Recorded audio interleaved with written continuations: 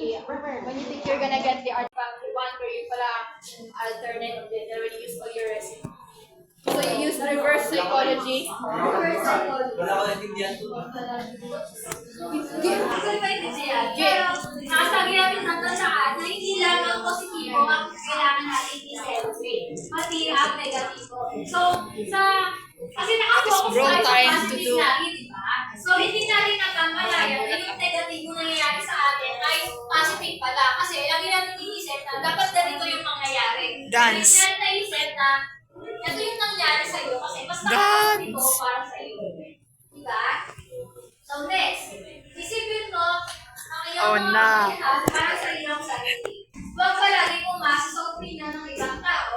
Suriin ang iyong personalidad, talento, hilig, kakayahan, at kahinaan upang makilala ang mga aspeto na dapat mong paularin sa sarili. So, lahat tayo ay may kanya-kanyang talento at hilig. So, kung ang iyong kaibigan ay pero ibang hilig at sa tingin mo na dapat ito din yung feeling ko kasi hindi ko na mga kaibigan ko.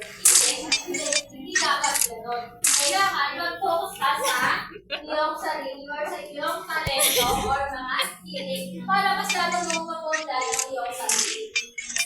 So next. Tapos na tayo sa court, diba? Yes. So next.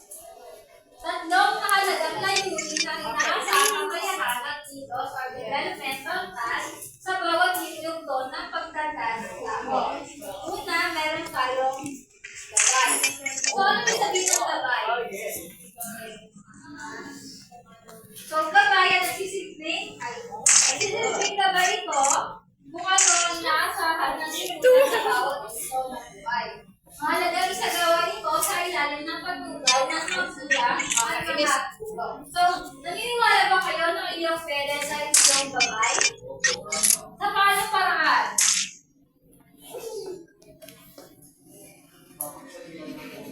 Yes, kung kayo ay nakasakabihan ng iyong magulang na pwede mo pa sabihin ng cellphone. Wait, am I allowed to say something in chat? So,